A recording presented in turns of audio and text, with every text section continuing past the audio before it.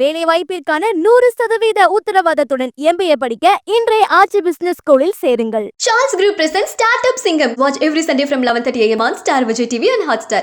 AGS Entertainment கல்பாத்திய சகோரம் வழங்கும் Pradeep ரங்கநாதனின் dragon வெற்றி நடை போடுகிறது. நீங்கள் எவ்வளவோ ஒரு உயரங்களுக்கு போயிருக்கீங்க. எந்த ஒரு விமர்சனத்துக்கும் நீங்கள் பதில் சொல்ல வேண்டிய அவசியம் இல்லை. ஆனால் உங்களை காதலிக்கிறவங்க நிறைய பேர் இருக்காங்க, ரசிக்கிறவங்க நிறைய பேர் இருக்காங்க. உங்களுடைய ரசிகர்களுக்கு ஏதாவது ஒரு கருத்து? என் ரசிகர்களுக்கு நான் சொல்வது, என்னை நீங்கள் நேசிப்பது உண்மையானால் என் மீது வந்த எந்த பழியையும் நீங்கள் நம்ப மாட்டீர்கள்.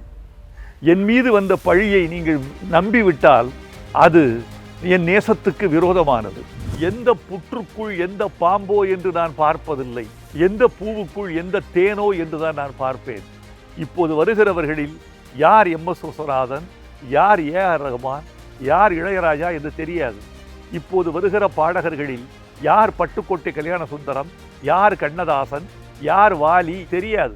எனவே வளரட்டும், இன்னும் கொஞ்சம் வளர்ந்த பிறகு அடையாளம் பெறட்டும். யார் வாலி அப்படின்னு தெரியல, யார் இளையராஜா அப்படின்னு தெரியல அப்படின்னு சொல்லும்போது யார் அடுத்த வைரமுத்து அப்படின்னு சொல்லிட்டு யோசிச்சிருக்கீங்களா? எனக்கும் தெரியவில்லை.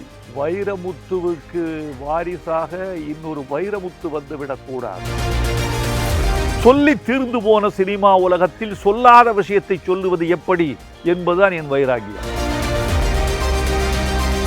இளம் இசையமைப்பாளர்கள் இருக்காங்க, இளம் கவிஞர்கள் இருக்காங்க. அவங்கள பற்றின கருத்து என்ன சார்? நீங்கள் பாட்டு என்பது ஓசை என்று நினைத்துக் கொண்டிருக்கிறீர்கள். பாட்டு என்பது ஓசை அல்ல, இசை. பெரிய வித்தியாசம் இருக்கிறது ஓசைக்கும் இசைக்கும். ஓசை என்பது நாகரிகம் இல்லாத சப்தம், இசை என்பது நாகரிகமான ஓசை. அந்த நாகரிகமான ஓசைக்கு நீங்கள் திரும்பினால் இன்னும் சிறப்பாக இருக்கும். சினிமாவில் மட்டுமே 45 வருஷத்துக்கு மேலே இருக்கீங்க அப்படிங்கும்போது என்ன விஷயத்த இப்போ நினைச்சாலும் நீங்கள் ரொம்ப நிகழ்ந்து போவீங்க? எனக்குள் ஒரு மெல்லிய தீபம் எரிந்து கொண்டிருக்கிறது. அந்த தீபத்துக்கு பெயர் படைப்பாற்றல். ஆங்கிலத்தில் சொல்வதானால் கிரியேட்டிவிட்டி. அந்த தீபத்தை புயல்கள் அணைக்க வந்தன, பூகம்பங்கள் புரட்ட வந்தன, சூறாவளிகள் சுழன்று வந்தன.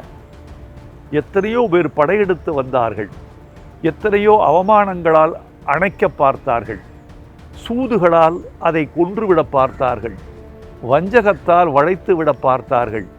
இத்தனை சூதுகள், பொறாமைகள், வஞ்சகங்கள், சூறாவளிகள், பூகம்பங்கள், இதற்கு மத்தியில் அந்த படைப்பாற்றல் என்ற மெல்லிய தீபத்தை நான் அணைய விடாமல் பாதுகாத்து வைத்திருக்கிறேனே, அதுதான் என் சிலிர்ப்பு, அதுதான் என் பெருமை, அது மட்டும்தான் என் திறமை.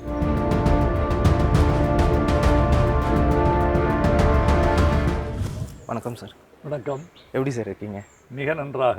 ஓகே சரி, இப்போது ஒரு ஆல்பம் சாங் வானவில் அப்படின்னு சொல்லிட்டு, இப்படி இந்த டைமில் ஒரு ஆல்பம் சாங் பண்ண என்ன சார் காரணம்? உலகம் முழுக்க ஆல்பம் என்பது நவீன ஒரு பாணியாக வளர்ந்து வருகிறது. தமிழுக்கு மட்டுமல்ல, இந்திய மொழிகளுக்கு மட்டுமல்ல, உலக மொழிகளிலெல்லாம் ஆல்பம் என்பது ஒரு நவீன இசை நாகரிகமாக வருகிறது. தமிழுக்கும் அது வரட்டுமே, அதுதான் நோக்கம். சார், இப்போது இந்த இளைஞர்கள் இவங்க உங்களை இந்த ஆல்பம் சாங் சார் தான் பண்ணணும் அப்படின்னு சொல்லிட்டு எப்படி உங்களை வந்து சேர்ந்தாங்க? ஸ்ரீபி, அவருடைய பெயர் இப்போது ஸ்ரீபி. இதைத்தான் கலை உலகம் குறித்து கொள்ள வேண்டும் என்று நான் விரும்புகிறேன். ஸ்ரீபி என்னை வந்து அணுகினார். ஒரு ஆல்பம் பாட்டுக்கெல்லாம் என்னை எதற்கப்பா அழைக்கிறீர்கள் என்று நான் சலித்து கொண்டேன். ஆனாலும் கூட அவர் சொன்ன முறை, அவருடைய மெட்டு, அவர் கொண்டு வந்திருந்த அந்த குழுவினுடைய ஆர்வம், அவர்களின் ஆற்றல், இவைகளெல்லாம் என்னை எழுது என்று என்னை ஊக்கப்படுத்தின. எழுதினேன். ஸ்ரீபி என்று சொல்லக்கூடிய நம்முடைய இசையமைப்பாளருக்குத்தான் அந்த பெருமை சேரும். சார், இப்போ இந்த டீம் ஃபுல்லாகவே ஒரு இளைஞர்கள். இப்போ தற்காலத்தில் சினிமாவில் இளம் இசையமைப்பாளர்கள் இருக்காங்க, இளம் கவிஞர்கள் இருக்காங்க. அவங்கள பற்றின கருத்து என்ன சார்? இளம் இசையமைப்பாளர்களுக்கு என்னுடைய வார்த்தை, தயவு செய்து கர்நாடக சங்கீதத்தின் ஆழத்தை தெரிந்து கொண்டு வாருங்கள். பழைய பாடல்களை நீங்கள் கேளுங்கள். G Ramanathan, S V Venkatraman, KV Mahadevan, MS Viswanathan, இவர்களின் பாடல்களையெல்லாம் ஆழமாக கேளுங்கள். அந்த பாடல்களுக்குள் இருக்கக்கூடிய கட்டமைப்பு இருக்கிறதே, அந்த கட்டமைப்பை பெற்றுக்கொண்டு நீங்கள் இசையமைத்தால் இன்னும் இன்னும் இன்னும் வலிமை பெறுவீர்கள் என்பது என் எண்ணம். பல இளம் இசையமைப்பாளர்களை சந்திக்கிற போது 60களின் பாடலில் இது சொல்லப்பட்டிருக்கிறது என்று சொன்னால் அந்த பாட்டு அவர்களுக்கு தெரியவில்லை. 70களில் இது வந்திருக்கிறது என்று சொன்னால் தெரியவில்லை. பழைய பாடல்களின் பாணிகளை எல்லாம் தெரிந்து கொண்டு அதை நவீனப்படுத்தி கொண்டு வந்தால் இளம் இசையமைப்பாளர்களுக்கு இன்னும் வலிமை கிடைக்கும். நீங்கள் பாட்டு என்பது ஓசை என்று நினைத்து கொண்டிருக்கிறீர்கள். பாட்டு என்பது ஓசை அல்ல, இசை. பெரிய வித்தியாசம் இருக்கிறது ஓசைக்கும் இசைக்கும். ஓசையில்தான் இசை உருவாகிறது. ஆனால் ஓசை வேறு, இசை வேறு. ஓசை என்பது நாகரிகம் இல்லாத சப்தம், இசை என்பது நாகரிகமான ஓசை. அந்த நாகரிகமான ஓசைக்கு நீங்கள் திரும்பினால் இன்னும் சிறப்பாக இருக்கும். இளம் கவிஞர்களுக்கு, இளம் கவிஞர்களே, உங்களுக்கு ஒரு வார்த்தை, நிறைய வாசியுங்கள். நவீன இலக்கியத்தை மாத்திரமல்ல, பழைய இலக்கியங்களையும் வாசியுங்கள். ஒரே ஒரு வேண்டுகோள், கொஞ்சம் வளைந்து கொடுங்கள், ஒடிந்து விடாதீர்கள். உங்களை ரொம்ப பேர் ஒடிக்க பார்ப்பார்கள். இயக்குனர்கள் ஒடிக்க பார்ப்பார்கள், இசையமைப்பாளர்கள் ஒடிக்க பார்ப்பார்கள், தயாரிப்பாளர்கள் ஒடிக்க பார்ப்பார்கள். வளைந்து கொடுங்கள், ஒடிந்து விடாதீர்கள். அப்படி இருந்தால்தான் உங்கள் முதுகெலும்பு உங்கள் பாட்டுக்குள் நிற்கும். அதுதான் உங்களுக்கு வலிமையை கொடுக்கும். சரி, இப்போது இந்த கால இளைஞர்கள், இளம் இசையமைப்பாளர்கள், கவிஞர்கள், வைரமுத்து அவர்களின் மனம் கவர்ந்தவர்கள் யார் அப்படின்னு சொல்ல முடியுமா? நிறைய பேர். யாரை விட்டு விட்டு யாரை சொல்லுவது? நான் பார்ப்பேன், எந்த புற்றுக்குள் எந்த பாம்போ என்று நான் பார்ப்பதில்லை, எந்த பூவுக்குள் எந்த தேனோ என்று தான் நான் பார்ப்பேன். இப்போது வருகிறவர்களில் யார் எம்.எஸ். விஸ்வநாதன், யார் ஏ.ஆர். ரஹ்மான், யார் இளையராஜா என்று தெரியாது.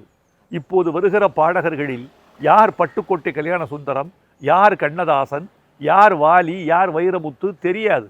எனவே வளரட்டும், இன்னும் கொஞ்சம் வளர்ந்த பிறகு அடையாளம் பெறட்டும். சில பேர் ஓராண்டில் கரைந்து விடுகிறார்கள், சில பேர் ஈராண்டில் வரைந்து விடுகிறார்கள், சில பேர் 3ஆம் ஆண்டில் முடிந்து போகிறார்கள். 20-30 ஆண்டுகள் தாக்கு பிடிக்க வேண்டும். அதற்கு பிறகுதான் ஒருவனுக்கு முகம் வரும், முகவரியும் வரும். சரி, நீங்கள் பேசும்போது யார் வாலி அப்படின்னு தெரியல, யார் இளையராஜா அப்படின்னு தெரியல அப்படின்னு சொல்லும்போது யார் அடுத்த வைரமுத்து அப்படின்னு சொல்லிட்டு யோசிச்சிருக்கீங்களா? எனக்கும் தெரியவில்லை. வைரமுத்துவுக்கு வாரிசாக இன்னொரு வைரமுத்து வந்துவிடக்கூடாது. ரொம்ப முக்கியமாக நான் நினைப்பது, வைரமுத்துவை தாண்டி ஒருவன் வர வேண்டும். வைரமுத்துவை போல எழுதாத ஒருவன் வர வேண்டும். நான் கண்ணதாசனை போல எழுத வந்திருந்தால் 80களில் எனக்கு என்று ஒரு அடையாளம் இருந்திருக்காது. கண்ணதாசனை தாண்ட வேண்டும் என்று நான் நினைக்கவில்லை. கண்ணதாசன் போல எழுதாமல் வைரமுத்து போல எழுத வேண்டும் என்று நான் நினைத்தேன். அதுதான் அடையாளம். இப்போது வருகிற இளைஞர்களில் பலர் வைரமுத்துவை பின்பற்றுகிறார்கள். தப்பில்லை, பின்பற்றுவது தப்பில்லை. ஆனால் உங்களுக்கென்று ஒரு சுய அடையாளம் வேண்டும். அந்த அடையாளத்தை பெற்றுக்கொண்டு நீங்கள் தமிழ் திரைப்படத்துக்கு பாட்டு எழுத வாருங்கள் என்று அவர்களை விரும்பி அழைக்கிறேன். சார், அந்த வைராக்கியத்தை பற்றி கண்டிப்பாக கேட்டாகணும். 80களில் நான் புதுசாக ஒரு விஷயம் பண்ண போகிறேன் அப்படின்னு நீங்கள் நினச்சதுக்கான அந்த வைராக்கியம் என்ன நினச்சிங்க? என்னப்பா, தமிழ் திரைப்பட பாட்டு நான் எழுத வந்த பொழுது கிட்டத்தட்ட 50 ஆண்டு தொட்டு இருந்தது. 50 ஆண்டுகளை கடந்து தமிழ் சினிமா வந்திருந்தது. 50 ஆண்டுகளில் சொல்லப்படாத காதல் இல்லை, இயற்கை இல்லை, மனித உறவுகள் இல்லை, கூட்டு குடும்ப வாழ்க்கை இல்லை. எத்தனை எல்லாமே சொல்லி தீர்ந்து விட்டாய்விட்டது. உறவுகள், நட்பு, காதல், அன்பு, கண்ணீர், புன்னகை எல்லாமே சொல்லி தீர்ந்தாகிவிட்டது. சொல்லி தீர்ந்து போன சினிமா உலகத்தில் சொல்லாத விஷயத்தை சொல்லுவது எப்படி என்பதுதான் என் வைராகியம்.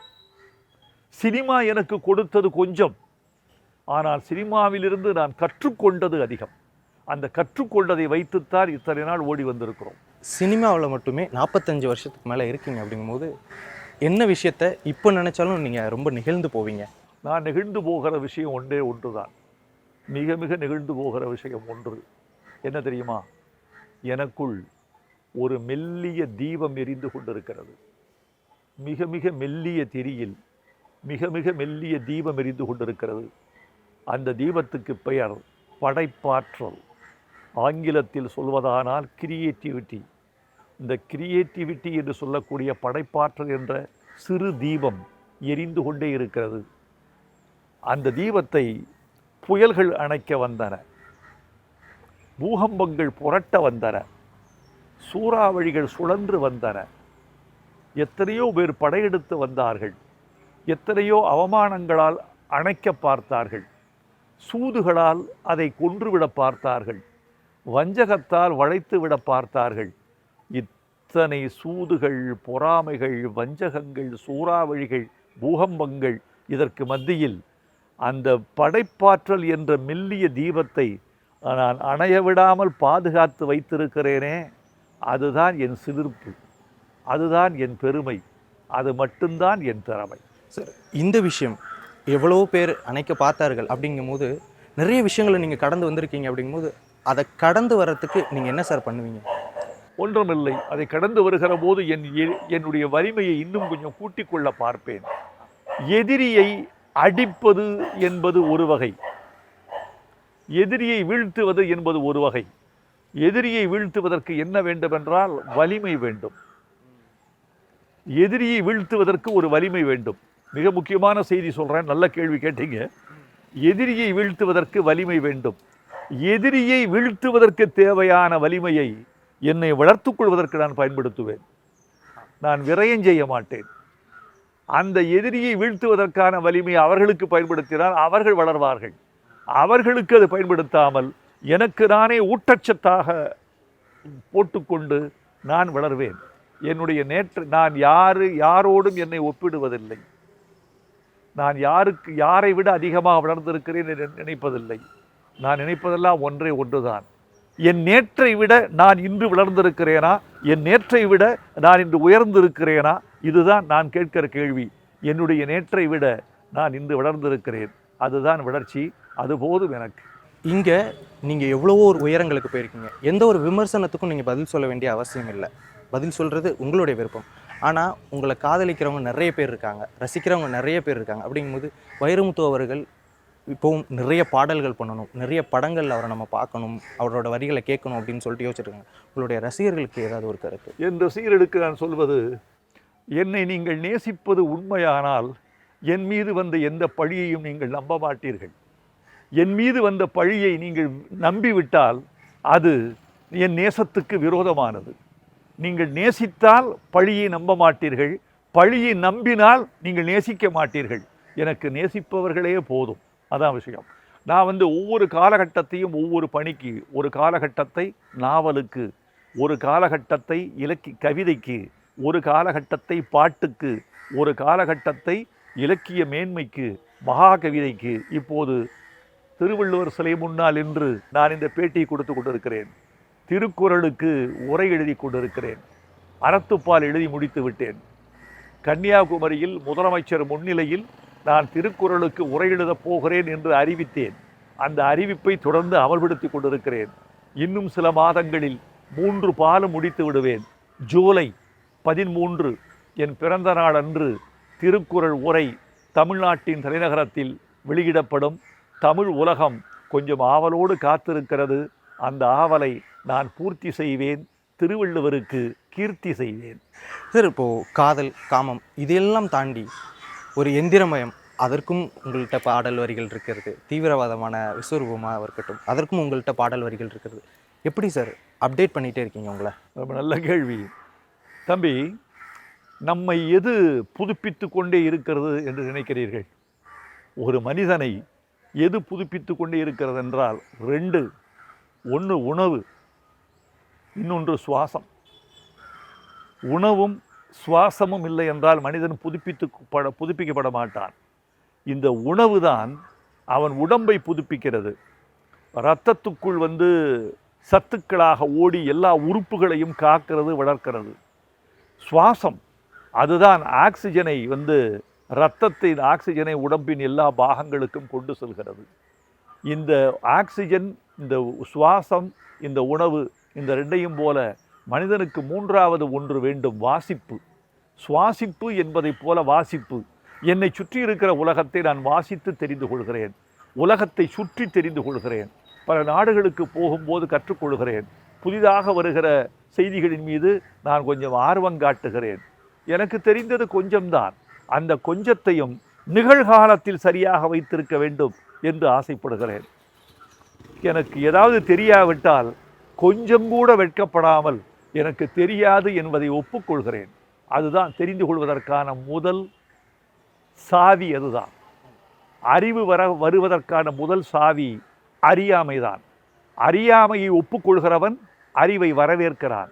அவனிடம் அறிவு தன் சாவியை ஒப்படைக்கிறது. மகனே, அறியாமை கொண்டவர் என்கிறாயே, இதான் சாவி, திறந்து தெரிந்து கொள் என்று கொடுக்கிறது. அப்படித்தான் அறியாமை எனக்கு உள்ளது என்பதை கண்டறிகிற போதெல்லாம் அறிவை நோக்கி நான் ஆற்றுப்படுத்தப்படுகிறேன்.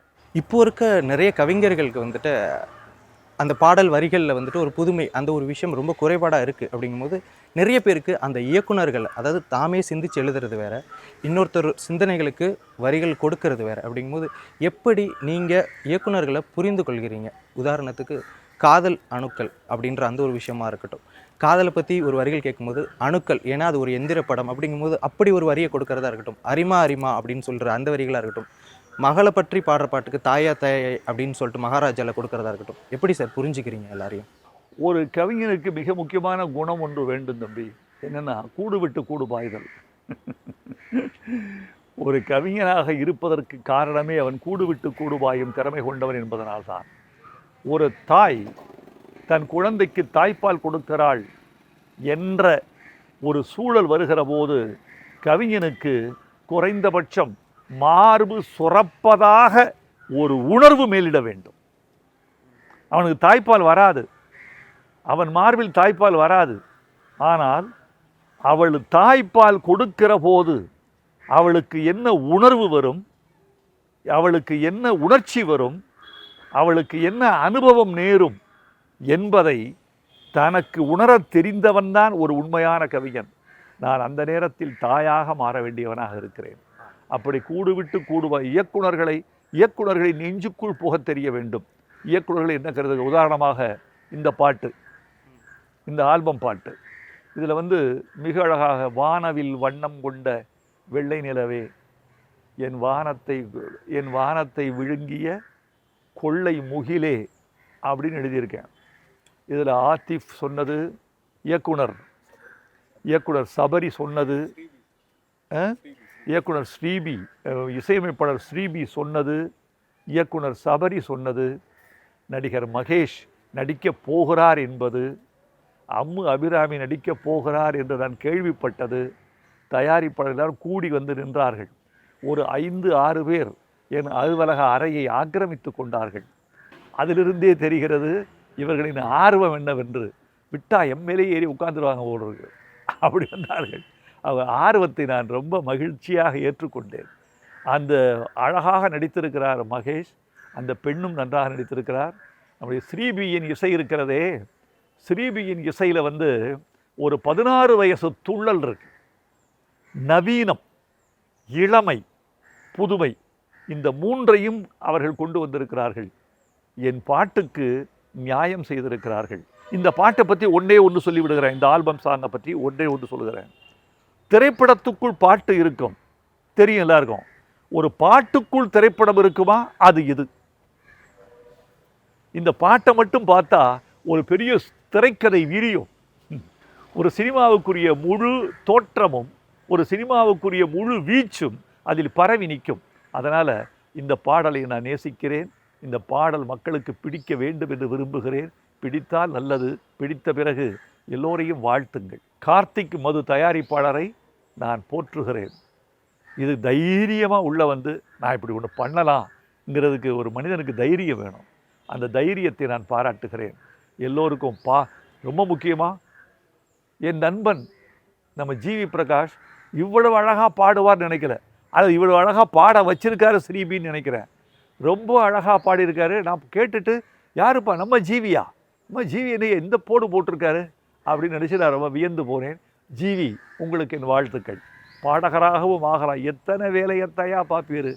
நடிப்பீரா, இசையமைப்பீரா, பாடுவீரா, எல்லா வேலைக்கும் சகலகலா வல்லவராயிட்டு ஜீவி. உங்களுக்கு என் வாழ்த்துக்கள். இந்த பாட்டு கேட்டேன், உன்னை நான் வாழ்த்துகிறேன். எல்லோருக்கும் என்னுடைய வாழ்த்துக்கள். இந்த பாடல் வெற்றி பெற்று இவர்களை படத்துறைக்கு அழைத்து வருவதற்கு இந்த பாட்டு ஒரு வெள்ளோட்டமாக இருக்க வேண்டும் என்று விளைகிறேன், வாழ்த்துகிறேன். வணக்கம். ஆல்பம் சாங்க்கு வைரமுத்து அவர்களுடைய வரிகளில் எந்த அளவுக்கு கிஃப்டடாக நினைக்கிறீங்க? ஒரு சிறு வாழ்த்துக்கள். எனக்கு கிஃப்டடுங்கிற வார்த்தையே வைரமுத்து சார் தான். எனக்கு ரொம்ப ரொம்ப சந்தோஷமாக இருக்குது. எத்தனையோ பாடல்கள் வந்து நம்ம கேட்டு ரசிச்சிருப்போம். நான் எவ்வளோ பாடல்கள் கேட்டிருக்கிறேன். பட் அவர் எனக்காக எங்களுக்கு ஆல்பம்காக ஒரு பாட்டு எழுதுன்னு நினைக்கும் போதே எனக்கு பயங்கர பெருமையாக இருக்குது. ஆக்சுவலி பயங்கர கூஸ் பம்ஸாக இருக்குது. எனக்கு மெய் சிலுக்குது. ஸோ என் லைஃப்பில் மறக்க முடியாத பாட்டு, என்னோடய முதல் பாட்டு இது. ஸோ ஐயாவோட வரிகளில் ஐயாவோட ஆசீர்வாதத்தோடு அந்த பாட்டு ரொம்ப நல்லா வந்திருக்குது. So I am so happy for that. நம்மெல்லாம் இப்போ வந்து எளிய மனிதர்களுக்கு கவிதையை வந்து எளிய வார்த்தைகளில் அதை பார்த்தா வார்த்தையாக சின்னதாக தான் இருக்கும், ஆனால் ஓமை ரொம்ப பெருசாக இருக்கும். இதெல்லாம் வந்து இப்போது எழுதுறதை நம்ம பார்த்துருக்கோம். ஆனால் 70 80களில் எனக்கு தெரிஞ்சு அதை அறிமுகப்படுத்தினதே சார் தான். அமெரிக்காலேருந்து வர ஒரு பொண்ணை வர்ணிக்கிறதுக்கு வார்த்தை வந்து ஃபேக்ஸில் வந்த பெண் கவிதை, 50 kg தாஜ்மஹால், இந்த மாதிரி ரொம்ப எளிமையான வார்த்தையில் எல்லாருக்குமே கொண்டு சேர்த்தது சார் தான். ஸோ எங்களோட பாட்டை நாங்கள் கேட்டதுமே நாங்கள் ஒரு எதிர்பார்ப்பே இல்லாமல் சரி கேட்டு பார்ப்போம். ஏன்னா சாரே சொல்லியிருந்தார் இது வந்து ஒரு திரைக்கதை மாதிரி இருக்குது. ஸோ அப்போது அழகான மெலடி யோசித்து பார்த்தா இப்போ சிலது யோசித்தா முதல்ல ஒரு பேர் தான் வரும். அப்படி யோசித்தா வந்த முதல் பேர் சார் தான். அப்படி வந்தப்போ கேட்குறப்போ பண்ணவா போகிறாரு, ஆனால் கேட்காம இருந்துடக்கூடாது அப்படின்ற ஒரே காரணத்துக்காக தான் கேட்டோம். அவ்வளோ வார்மிங்காக ஒரு சின்ன பசங்க கேட்குறோம். என்கிட்ட 100 வாட்டி சார் சொல்லுவார், என்ன கரெக்ஷனாக இருந்தாலும் சொல்லுங்கள், என்ன கரெக்ஷனாக இருந்தாலும் சொல்லுங்கள். எனக்கு சார் உங்களுக்கு கரெக்ஷன் சொல்கிற அளவுக்கு என் தமிழ் டீச்சருக்கே தமிழ் நீங்கள் தான் சார் கற்றுக் கொடுத்துருப்பீங்க, நான் எப்படி சார் உங்களுக்கு கரெக்ஷன் சொல்லுவேன். இருந்தாலும் அவரே வந்து இல்லை இது இப்படி போட்டுக்கலாம், இது அப்படி டியூன் வந்துட்டோன்னே ஒன்று சொல்லுவார், இது இன்னும் வந்துட்டு ஒன்று சொல்லுவார். இப்போ வரைக்குமே இவ்வளோ ஆர்வமாக எங்களுக்கு இவ்வளோ சப்போர்ட் பண்ணி இவ்வளோ தூரம் இன்டர்வியூலாம் பேசி கொடுத்துருக்காரு.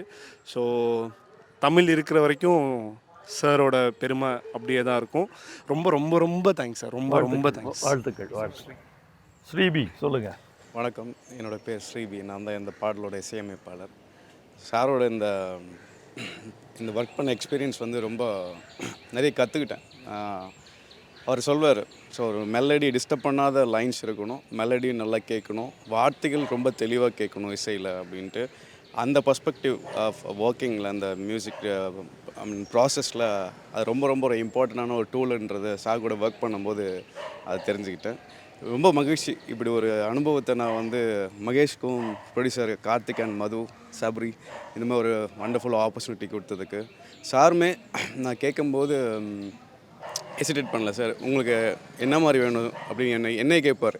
ஸோ நான் சொன்னேன் சார் இந்த மாதிரி என்ன கேட்டாலும் கொடுத்தாரு. இந்த மாதிரி ஒரு எக்ஸ்பீரியன்ஸ் வந்து இங்கே கிடைக்கும்னு நான் நினச்சே பார்க்கல. ரொம்ப நன்றி சார், ரொம்ப நன்றி சார். இசையமைப்பாளர் ஸ்ரீபி ஒரு மாற்றுத்திறனாளி என்பதை நான் உங்களுக்கு அறிமுகம் செய்கிறேன். இன்று அவர் மாற்றுத்திறனாளி என்று அறியப்படுகிறார். நாளை அவர் பாட்டுத்திறனாளி என்று இந்த தமிழ்நாடு புகழப் போகிறது. நன்றி சார், நன்றி சார். உங்கள் வாழ்த்துக்கு ரொம்ப நன்றி. வேலை வாய்ப்பிற்கான 100% உத்தரவாதத்துடன் MBA படிக்க இன்றைய ஆச்சி பிசினஸ் ஸ்கூலில் சேருங்கள். Charles Group presents Startup Singam. Watch every Sunday from 11:30 AM on Star Vijay TV and Hotstar. AGS entertainment கல்பாத்திய சகோரம் வழங்கும் பிரதீப் ரங்கநாதனின் டிராகன் வெற்றி நடை போடுகிறது.